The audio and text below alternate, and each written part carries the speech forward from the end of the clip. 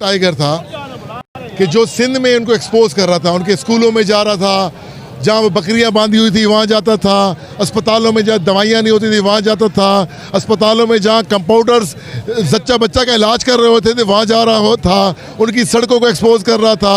उनका खौफ है कि खुदा न खास्ता इसको जो नाहक एक केस के बदले केस बनाया जा रहा है कि ये सिंध में अगर चला गया इस वक्त तो एक तबाही फेर देगा, पूरा सिंध इमरान खान के साथ खड़ा हो जाएगा। इस खौफ की बदौलत उनको समझ नहीं आ रही कि हम इसके साथ क्या करें। इंशाअल्लाह ताला उसके अज़्म जवान है अलीम आदिल शेख के, जैसे ही वो बाहर आएगा हक सच की फतह होगी और पूरा सिंध इनको एक्सपोज करके बताएगा। ये वडेरे तो अपने घरों से नहीं निकल सकेंगे इंशाअल्लाह ताला। एक अलीम आदिल शेख एक तरफ होगा, ये सारे वडेरे एक तरफ होंगे इंशाअल्लाह। सिंध के आपने उनको देखा है वडेरों को कि ये जिस तरह वो अपने रियाया को आवाम को धुतकार रहे हैं, ये सब देख रहे हैं। उधर उनके जो साहब का अभी जो गवर्नर बने हुए हैं वो भी कह रहे हैं कि भाई आपके गुनाह तो आप कर रहे हो, जो इतना हराम का माल बनाया हुआ है, गरीबों को अपने करीब नहीं आने देते हो। सारे अपने अपने घर बंगले अपने राशनों से भर दिए लेकिन उन गरीबों को नहीं दे रहे। तो मैं इसकी कंडेम करता हूँ इस चीज़ को कि फौरी तौर पे इंशाअल्लाह ताला कल इमरान खान जो सक्कर पहुँच रहा है, आपको वहाँ की एक हर चीज़ ही पलट जाएगी इंशाअल्लाह ताला। पूरा सिंध इमरान खान के साथ रोडों में खड़ा हो। उनकी ये वही मैं कह रहा हूँ खौफ है कि जब तक वो पानी कह रहे हैं कि सूखेगा तो हम उसको वो उनको खौफ है कि ये अगर सिंध में इस वक्त आ गया तो आपको पता है वहाँ पे इनको लोग वोट देने वाले नहीं होंगे, इनको घरों में घुस के मारेंगे। लेकिन आपके चैनल के तवज्जो से एक और का बात भी कहूँ, मेरा ताल्लुक ट्रांसपोर्ट बरादरी से है।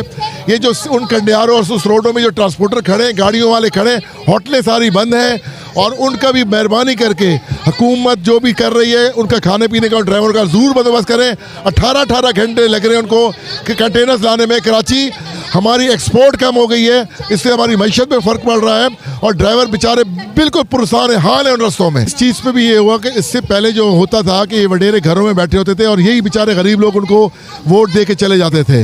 अब जब से पाकिस्तान तहरीक इंसाफ सिंध में आई है उनको इन्हीं वोटरों के घरों में आना पड़ता है।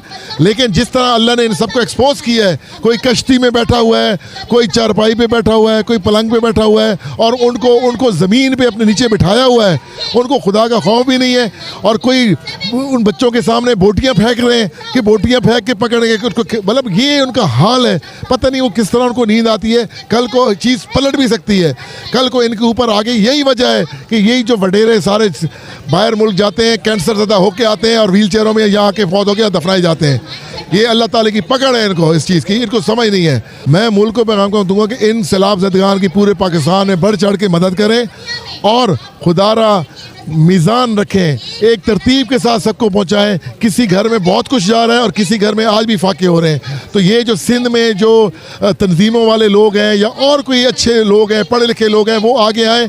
जो सामान उनके पास आ रहा है वो एक तरतीब के साथ सब तक पहुँचाएँ ताकि हर घर में वो सामान पहुँच सके।